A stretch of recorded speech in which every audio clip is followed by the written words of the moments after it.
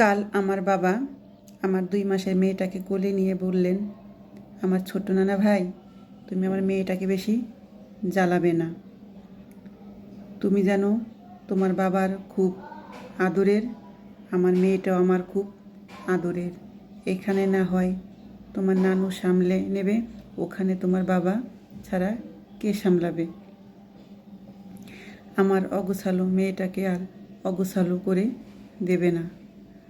নানা ভাই, সমাজের নিয়ম না থাকলে আমি সারা জীবন তোমাদের আমার কাছে রেখে দিতাম। কথাগুলো শুনে আমি শুধু তার চোখে তাকিয়ে ভাবছিলাম, আসলেই মেয়ের বাবা কত অসহায়, কতটা অসহায়। তারা এত কষ্ট করে ছোটোর থেকে বড় করে পরের বাড়ি পাঠায় তার সেই ছোট্ট আদরে মেয়েটাকে, যে কিনা বাড়ির কোনো কাজ করতে পারতো না, কোনো কিছু ম্যানেজ করতে পারতো না, পাগলি স্বভাবের ছিল।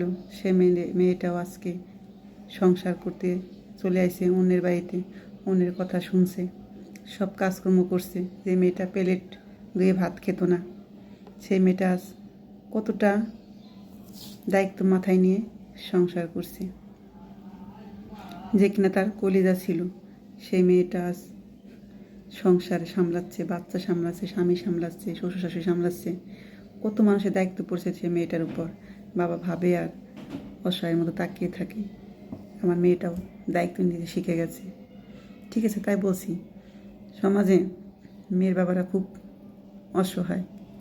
ঠিক আছে, বিয়ে তো দিতে হয় দায়িত্ব পালন করতে, তার কলিজা ছেঁড়া ধনকে অন্যের হাতে তুলে দেয়, কারণ এটাই নিয়ম। যতই বাবার টাকা পয়সা থাক না কেন, রাখা যায় না। প্রতিটা মেয়েকেই তার স্বামীর হাতে তুলে দিতে হয়, যতই সে আদরের হোক, সংসার না বুঝুক। ঠিক সংসারে গিয়ে সেই মেয়েটাও সবটা মানিয়ে নেয়।